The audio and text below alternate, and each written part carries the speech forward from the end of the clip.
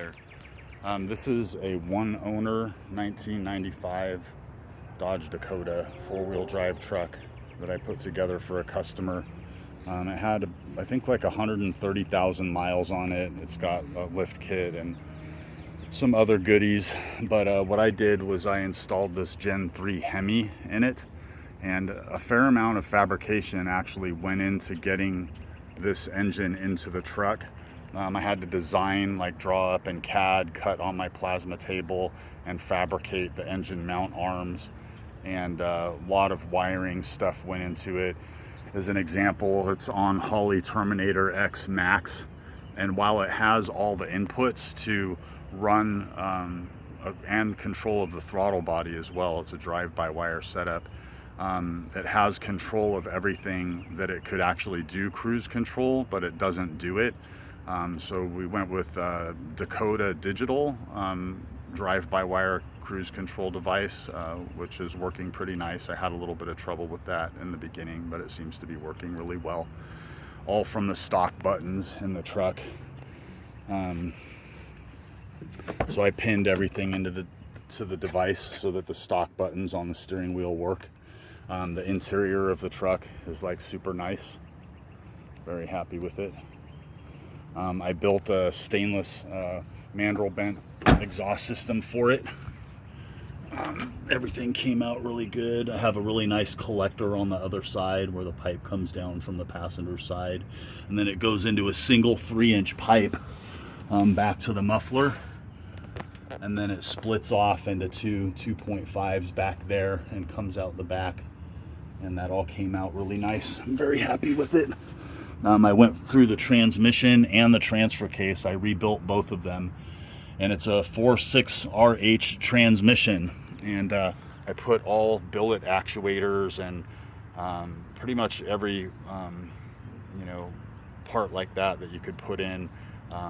The power pack, clutch packs, like a drum and a hub to fit more clutches into it, so it's more like a 4.7RH now. Pretty much everything short of like billet shafts, so a lot of stuff went into the transmission, and it shifts really nice. So everything came out really good. It sounds amazing. I'll fire it up here real quick while I'm videoing. Super stoked on this project. It's been here for almost 5 months. I've just been kind of whittling away at it, but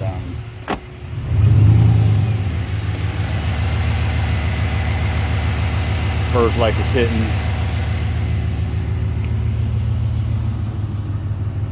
The tips are a little short. It was just what was, the remainder of the mandrel bend that I used to bring it out to the outside there.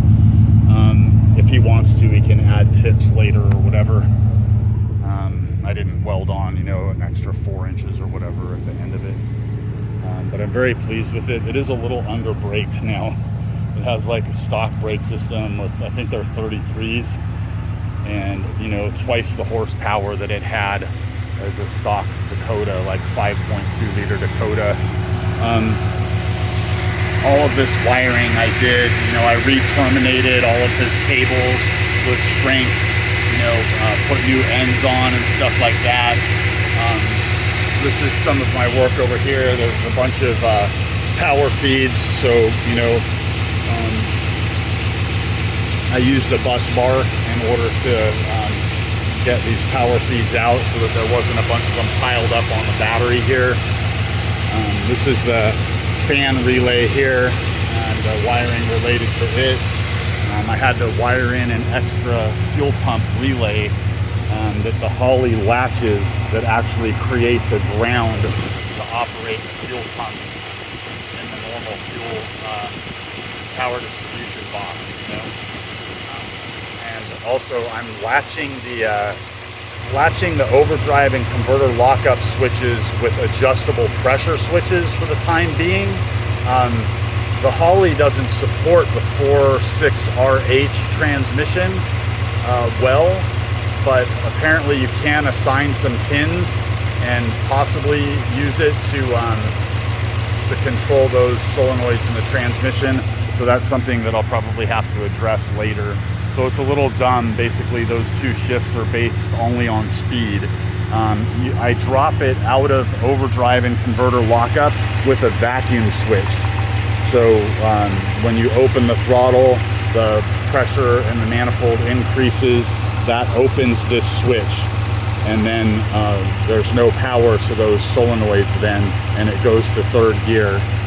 So I didn't invent that method, by the way. I implemented it. You know, I used like a CT connector over here and kind of lubed everything up nicely and tried to make it pretty bomb-proof. But I didn't invent the method by any stretch of the imagination. It's something that I found on the internet. But I'm pretty happy with the truck. It could use more fan. All I could fit in here was like a slim fan because of the amount of real estate here and this big radiator. So I made these mounts. This is like a Speedway motor, dual pass, like Chevy style radiator. I think we're gonna end up going with a couple of fans on the outside of the AC condenser here that will help. I put a big transmission cooler in here, and all Dash 8 lines going to the transmission.